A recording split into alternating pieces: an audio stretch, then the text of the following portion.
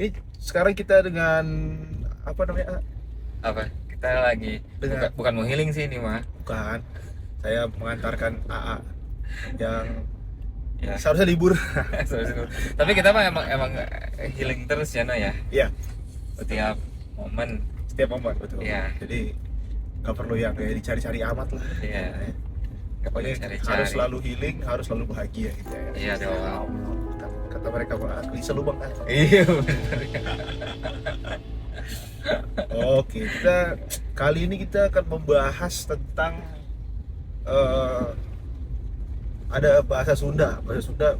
Am I enough? Bahasa Sunda bukan sih? Sebagai orang Sunda, Bukan ya?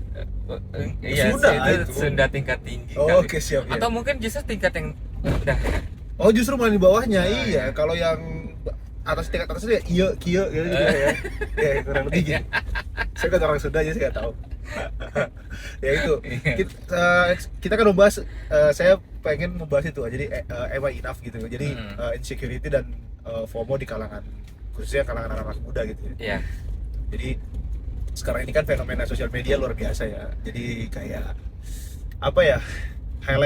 Highlight kehidupan orang tuh udah bermunculan di mana-mana gitu, yang bahkan di luar nalar kita gitu, yang hari ini mohon maaf ya, misalnya hari ini dia ada di Itali, besok ada di Perancis, besok ada di Spanyol, maksudnya jadi kayak bener-bener kayak kok hidup orang bisa semewah atau seluar biasa itu, tapi kok saya atau gua atau aku nih kok nggak nggak kebagian gitu. Maksudnya ketika jadi bahasa anak sekarang tuh waktu belum lahir tuh Allah ngebagiin rezeki tuh kayaknya gue kesiangan deh gitu.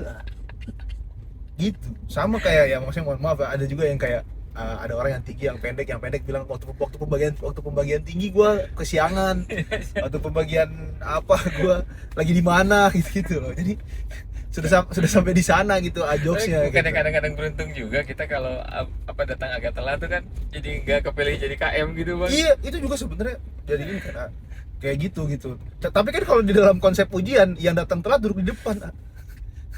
Kalau di konsep ujian di kelas gitu, yang datang yang kesiangan duduk di depan, Iya, paling depan pengawas. Ya kurang lebih begitulah. Jadi apa namanya? Saya mau membahas itu gitu. Nah, itu tuh apa namanya?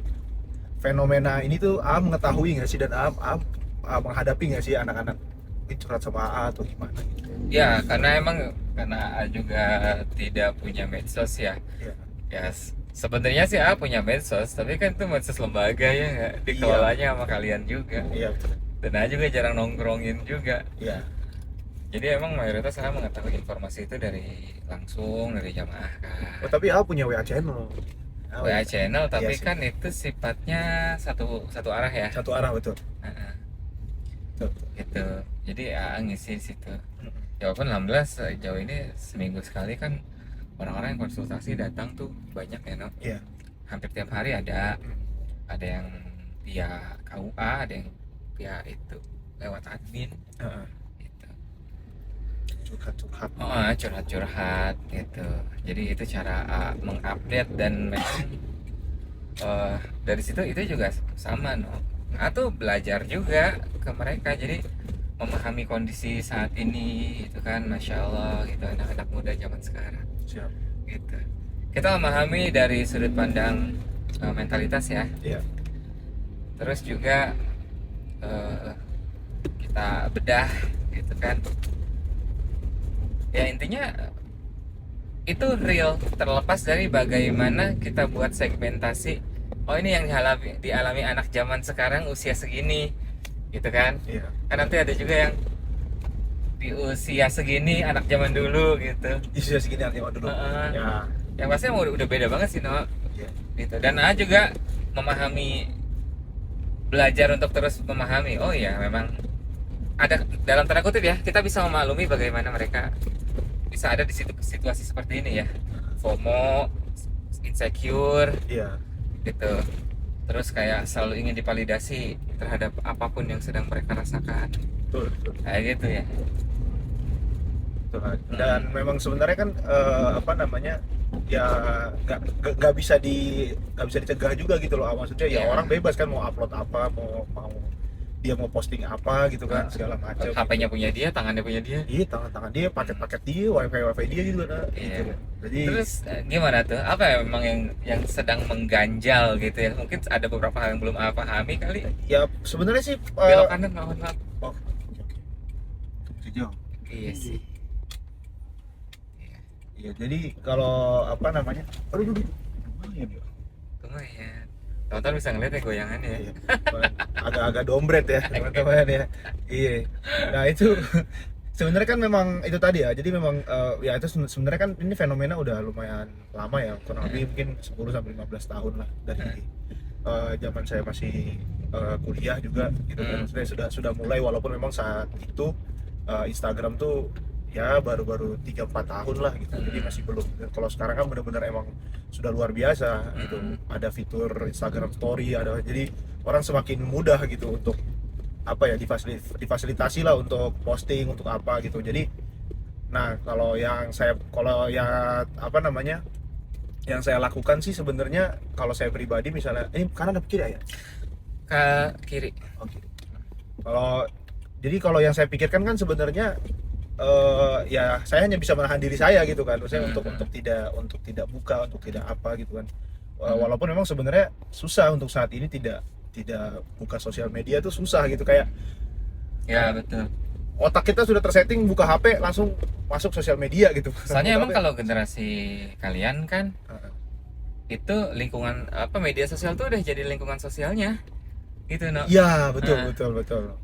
Itu tuh udah bisa kita katakan ya, ini mah ngambil istilah yang gampang dipahami ya, itu Iya. itu udah default gitu no. Iya. Dari zaman antum SD medsos tuh udah eksis ya kan. Siap. Sementara zaman A kan enggak ya, walaupun mungkin pada akhirnya generasi A pun beberapa masuk ke situ juga ya. Siap. Hanya segelintir orang kok yang kayak A juga nih, teman-teman A sendiri gitu ya, mayoritas pada masuk kok gitu, malah justru A sendirian yang aneh gitu kan. yang memang lebih senang untuk tidak punya gitu kan. Ya bahkan kan maksudnya yang usia di atas A pun juga pada gitu, pada ini Heeh. sana gitu. Bahkan bukan cuma penonton tapi menjadi pelaku kan. Nah, iya, bikin iya. kontennya gitu ya. Cocok. Iya, Ya, kurang jadi lebih gitu. kalau kita sudah masuk ke dalam lingkungan media sosial yang semacam ini, kita terus juga di sini kita tidak memberikan batas terhadap mana yang itu ada pada ranah sosial dan mana yang ada pada ranah pribadi. Pada akhirnya itu menjadi bias gitu no, secara psikologis gitu ya. Jadi ada bias psikologi asik. Bahasa Sunda lagi Bahasa aja. Sunda lagi aja ya. Sunda lagi aja nih. Wah, keren banget dah nih, sebenarnya asli nih. Keren. Iya. Jadi kalau saya sih sebenarnya mungkin ini juga tadi kan udah mulai masuk ke ini nih. Maksudnya udah mulai masuk ke arah sebenarnya sih apa namanya, mengatasi sih ya sebenarnya jatuhnya ya, cara mengatasi dan lain-lain. Gitu. Nah, jadi sekalian juga saya juga apa namanya, bertanya gitu, maksudnya apakah yang saya lakukan tuh benar atau tidak gitu, maksudnya bahwa ya itu tadi ya, detox sosial media yang memang apa namanya, saya sendiri yang berusaha atau kasarnya gitu ya, memukul diri saya untuk jangan buka gitu. Nah itu tuh apakah sudah betul atau belum gitu. Ya. Nah, di situ pun ada beberapa narasi yang perlu kita perbaiki ya, No ya. Misalkan pada akhirnya apa yang tadi antum sampaikan itu terjadi pada anak-anak yang lain kan. Gue lagi burn out nih. Berarti jangan buka medsos. Terus anak muda zaman sekarang cenderung impulsif. Iya. Ya nggak? Betul. Jadi ketika mereka merasa medsos menyerang mereka langsung tutup akun dan lain sebagainya. Sementara lingkungan sosial mereka ada di situ. Betul. Jadi mereka burn out dan mereka semakin burn out karena mereka kehilangan lingkungan sosialnya. Betul. Iya kan ya? Iya. Jadi yang perlu kita perbaiki di sini itu bukan tentang benar dan salah. Benar dan salah itu mah udah urusan halal haram ya, itu udah urusan pada bab yang berbeda lah ya. Iya, Ya nggak? betul. Dan di sini barangkali kita harus sedikit mengubah cara kita berpikir terhadap benar dan salah. Coba tempatkan pada dimensi tepat tidak tepat. Gitu ya.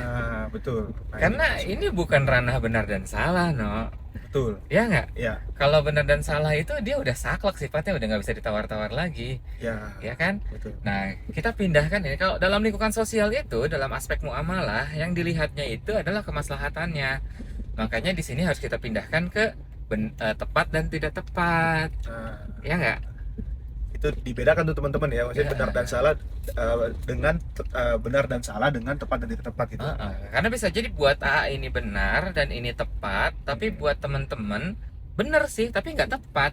Iya, misalnya yang tadi yang A lakukan, A tidak punya sosmed gitu kan segala Heeh. macam, tapi Itu tepat buat AA. tepat buat AA gitu. Ya, Nah, di teman-teman ya belum tentu gitu ya. belum tentu, apalagi buat orang yang memang sudah terbiasa gitu ya, gitu Betul. kan. Betul. Memang kehidupannya di situ. Bahkan Iya. untuk digital detox juga buat orang yang sudah kecanduan, kita juga harus hati-hati juga ya. Iya. Kayak gitu pelan-pelan gitu kan. Jangan sampai ntar malah ini malah jadi sakau lagi kan. Buka Iya, sosmed, sakau detox. oh, langsung ya. Kan jarangnya langsung ke mental juga sama. Iya, betul. Ya kan? Pucat, sakit lah apa ya kan gitu kan. Orang yang terbiasa memenuhi keingintahuannya lewat situ gitu kan, langsung itu ya jadi FOMO ya nggak? Iya, Gitu. betul. Itu berat gitu. Dan ya itulah ya.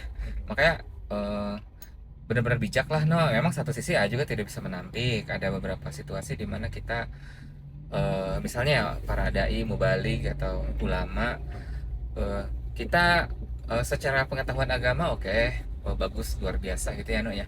Tapi apakah kemudian memahami secara psikologis dan juga kekinian gitu ya, secara kontemporer apa yang dihadapi oleh anak muda, terus Betul. bagaimana attachment orang zaman sekarang terhadap media sosial itu kayak gimana, sehingga kadang-kadang ada beberapa orang hanya mengambil kesimpulan berdasarkan apa yang mereka lihat gitu kan, Betul.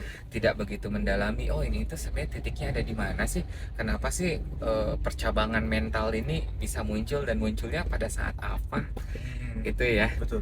Karena sebenarnya kan Al-Quran tuh udah ngasih tahu no banyak hal gitu. Cuma kan bahasa Al-Quran bahasa yang umum ya Iya. gitu. Kalau maksudnya orang zaman dulu dikasih permasalahan tentu dengan bahasa yang mudah dimengerti oleh orang zaman dulu juga gitu. Tapi Al-Quran karena relate dengan zaman sekarang udah yang ngasih tahu ke kita gitu ya. Iya, seringkali memang itu tadi ya, emang kembali lagi seringkali orang tuh terjebak di benar dan salahnya itu sih, Betul, dan betul. dan Benar memang salah. orang-orang yang sering yang sering dituakan gitu atau yang dianggap sebagai memahami hal tersebut seringkali juga memberikan nasihat-nasihat yang benar dan salah juga. Betul, gitu. ya. Jadi kurang lebih memang impactnya tuh atau efeknya akan ya itu tadi bisa jadi tidak tepat gitu di orang tersebut gitu kan. Dan jadi ngerasa kok gini amat ya, maksudnya kayak agama Islam misalnya gitu, kalau misalnya Iya. memang orang tersebut menyampaikannya dengan agama gitu ya. Heeh. Jadi malah jadi bikin agama Islamnya yang Iya, jadi gak relevan gitu loh. Betul, Gitu. betul. Jadi seperti itu gitu. karena bagaimanapun kan lo maksudnya ya A tidak pernah menganggap diri A sebagai orang yang sangat kompeten ya. Tapi itu kan AA menanamkan itu ke diri A sendiri kan. Kalau orang lain mungkin melihat muka kita seperti ini, pakai kopiah dan lain sebagainya, kita kan menjadi representasi agama Islam juga kan. Iya. Jadi apapun yang AA sampaikan seolah-olah itu menjadi sebuah dalil gitu ya. Nah makanya disitulah kehati-hatian kita ketika membersamai masyarakat gitu.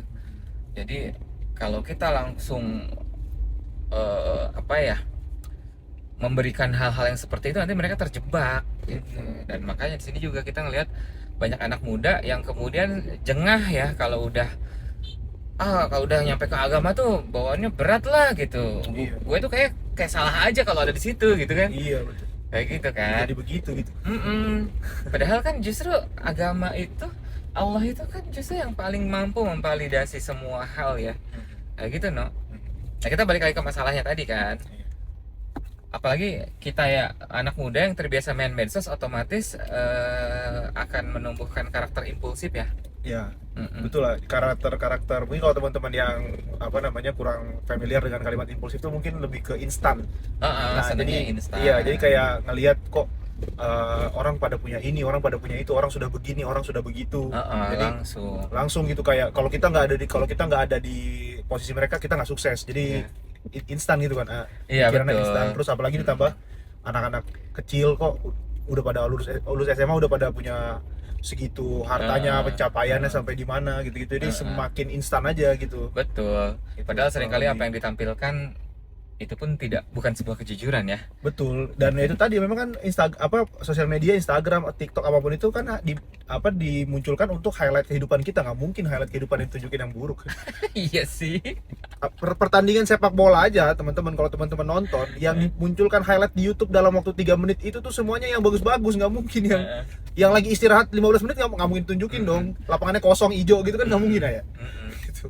Jadi ya itu tadi sih maksudnya, terus apa sih kalau yang pernah bilang tentang khusyuk tuh, jadi kayak terus sadar gitu, jangan apa namanya, jangan meleng gitu. Jangan meleng, tahu diri, tahu batas. Iya, Ya enggak?